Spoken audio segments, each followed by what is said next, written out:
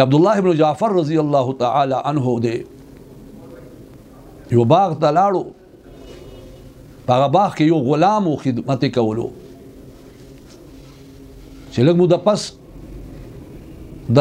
خدمت نه فارغ شو او بوټي سره برابر کړل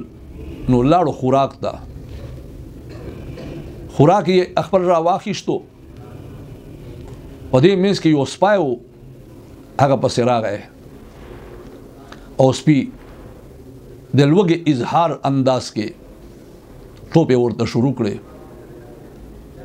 دوی خپلې کپړې کې چې کومه روټۍ بنده کړې وه یوه روټۍ ورته راوباسله د سپي هغه روټۍ وخوړه هغه خوړلو نه پس بیا یې هغه انداز ورته اختیار کړ او نیغ نیغې ورته کتل د وږي په شان ته دویمه روټۍ ورکړه بیا دویمه روټۍ نه پس بیا د لوږې اظهار کولو او ورته کتل یې دریمه روټۍ هم ورکړله کپړه یې وڅنډله او را روان شو عبدالله ابن جعفر رضی الله تعالی عنه په دیان دی چې دی غلام خو هر څه اخوا کړل درې روټۍ وې درې سره یې سپي ته واچولې نو دوی ورته ویل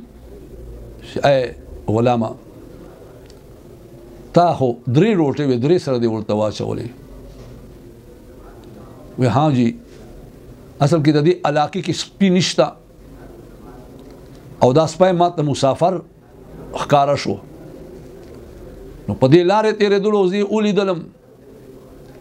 نو وږی و نو ما ویل چې دا میلمه دی او دا میلمه قدر کول مونږ ته حکم دی نو ما ځکه دوی ته یوه روټۍ واچوله خو د لوږه ختمه نه شوه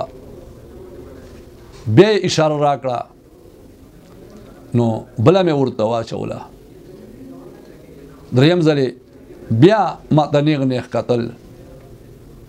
ما ته انداز دا ولګېدو چې د لوږه یا ختمه شوې نه ده نو ما ځکه بیا دته بله واچوله نو ورته ویل چې تا ته په ورځ کې څونه روټۍ میلاویږي څونه ډوډۍ درته میلاویږي نو هغوی ورته وایي چې درې اوس ته به څه خورې وایي زه به نن ورځ په نهاره تېره کړم په لوږې به یې تېره کړم خو ما ویل چې میلمه دی او په لارې باندې روان سپی دی چې د اکرام وشي او د لوږه ختمه شي دې واقع په عبدالله ابن جعفر رضی الله عنه باندې یو لوی اثر وکړ لاړو مالک ته یې وویل چې دا باغ په ما باندې خرڅ کا باغ چې په خرڅ کو ورته ویل چې دا غلام هم په ما باندې خرڅ کا غلام یې هم په خرڅ کو راغی غلام ته غلامه دا باغ ما وکړو او ته مې هم وکړې خو واوره ته مې آزاد کړې او دا باغ مې تا ته په تحفې کې درکړو چې تا دومره لوی خیال وساتو دا یو سپي چې زمونږ په معاشره کې سپي ته ډېر په سپک نظر سره کتلی کېږي خو تا دته د میلمتوب په بنا باندې محبت نظر ورکو راځه چې زه د دې په بدل کې تا ته ازادي او دا باغ درکمه نو د ما عزیزانو الله پاک جل شانو اخلاص سره په دې ورکوټي عمل باندې نه دا چې آخرت کې به اجر نه ورکوي د دنیا کې الله تبارک وتعالی سرخړو کو لہذا مونږ ته پکار دی چې هر عمل دی په اخلاص سره کوو هر عمل کې مونږ الله تبارک وتعالی چې رضا مطلوب وي بیا که ډېر ورکوټه عمل هم وي الله تبارک وتعالی به مونږ ته ثواب پر راکړي بلکې یو سړی دی ورکوټه عمل یې ونه کړو خو اراده او نیت یې وکړو چې زه به دا عمل کوم د ما عزیزانو الله تعالی جل جلاله امن والو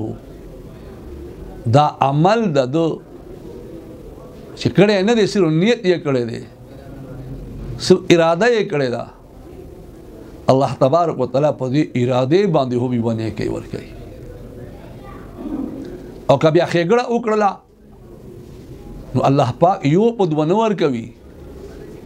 یو په لاسو یې ور کوي او دا کم از کم یو په لاسو دا تر یو او و سو پورې هم ور کوي بلکې والله یضاعف لمن یشاء الله پاک چاته چې خوښ شي زیات یې ور کوي خو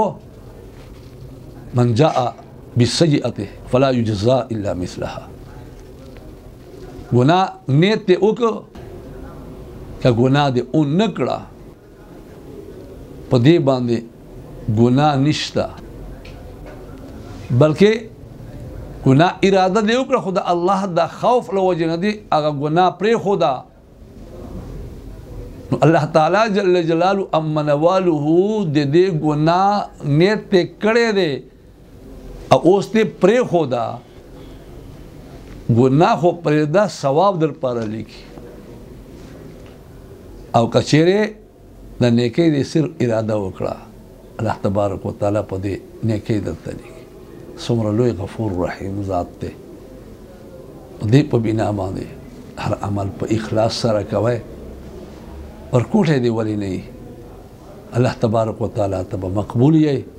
او الله تبارک وتعالى په معمولی قدر عمل باندې هم تاسو نه خوشحال وي زما عزیزانو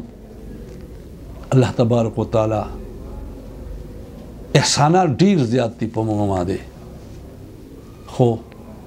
دا احسان یو ډیر لوی عظیم دی چې ایمان سره سره داسې اعمال مو ته توفیق راکړي چې پاک اخلاص خو یاد وساتئ اخلاص سره عمل د پاره ضروری ده چې تر اخره پورې به عمل برقرار ساتي انما الاعمال بالخواتيم اعمال دار و مدار په آخري انجام دی که آخري انجام دی نیمه نه خراب شو خدا نه خواسته ټول نیک اعمال دې تباه دي الله پاک دې مونږ او تاسو تر اخره پورې ایمان هم نصیب کړي ایمان سره دې الله پاک مونږ تاسو ته مرګای هم را نصیب کړي او کوم اعمال مو کړی الله دې خپل دربار کې قبول او منظور فرمایي واخر دعوانا الحمد لله رب العالمين